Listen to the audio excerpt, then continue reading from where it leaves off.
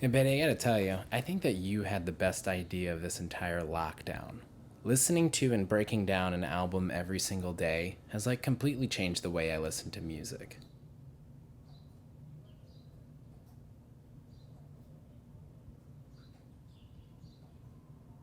Yeah, with digital music, there's such an emphasis on songs, but when you listen to an album, it's like you get the full picture.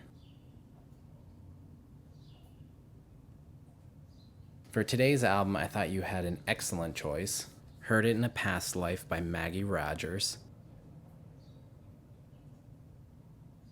You need a good breakup album because there are dots that you can't connect that music can.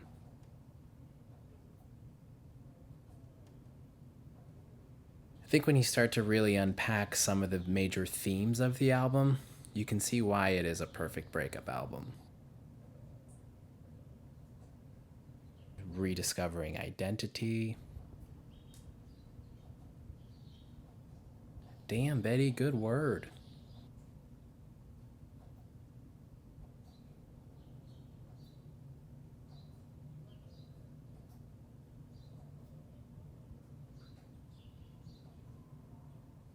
I think I did find a larger story going on within the album.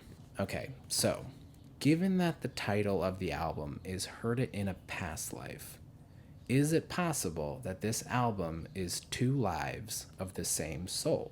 The album is separated into side A and side B. Side A is tracks 1 through 6, side B is tracks 7 through 12. Track 6, Past Life, sounds a lot like a death, and in fact, the last 10 seconds of that song are silence.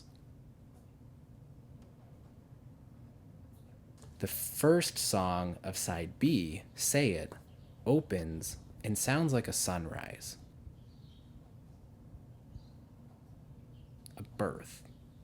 So that got me thinking that side A is one life and side B is another life.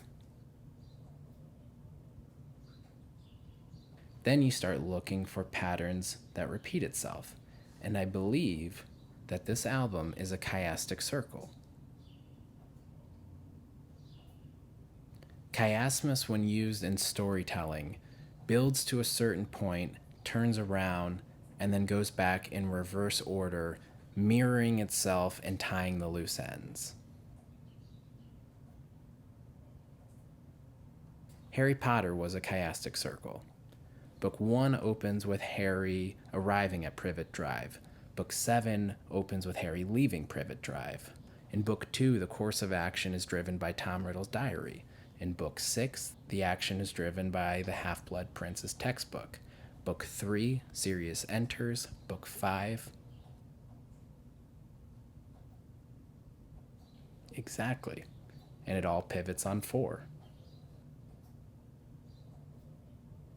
If in fact this is a chiastic circle, that would mean that the pairings are give a little, back in my body, overnight, burning, the knife, retrograde, Alaska, falling water, light on and off, past life, and say it. When I took a closer look in that way, I started to see some connections.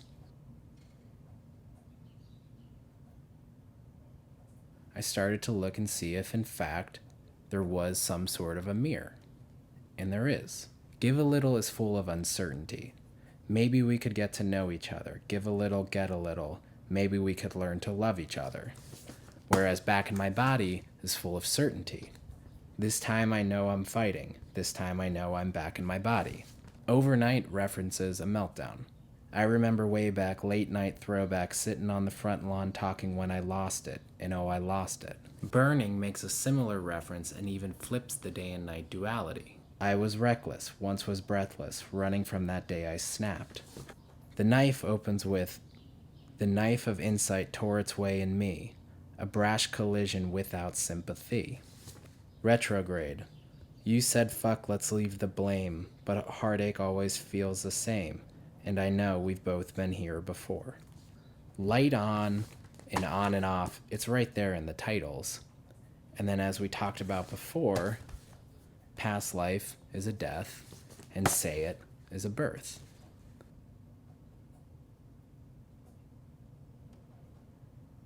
that also pairs Alaska with Falling Water.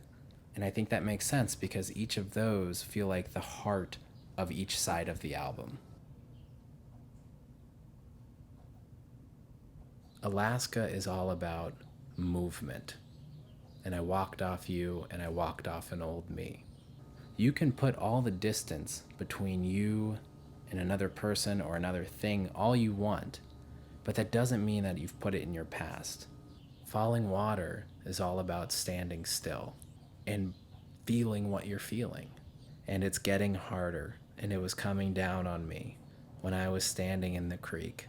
I'm like falling water.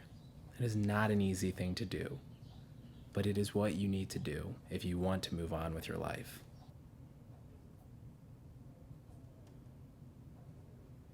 I think the biggest clues are in retrograde.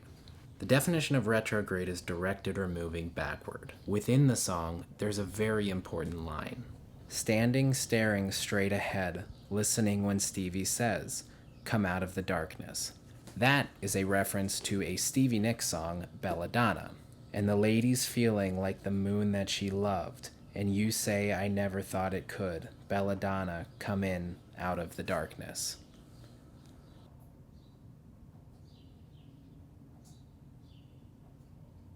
As you pointed out when we did this with Abbey Road, the key to the map of the story of the album is right there on the album's cover.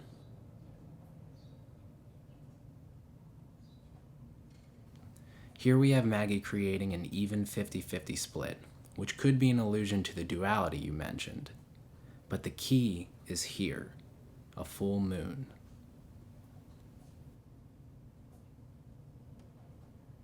Moon phases, when you think about it, are a chiastic circle.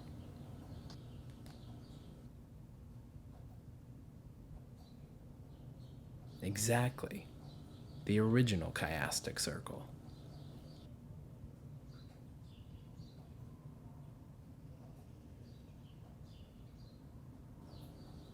I have no idea. But hey, it works for us, and isn't that all that matters?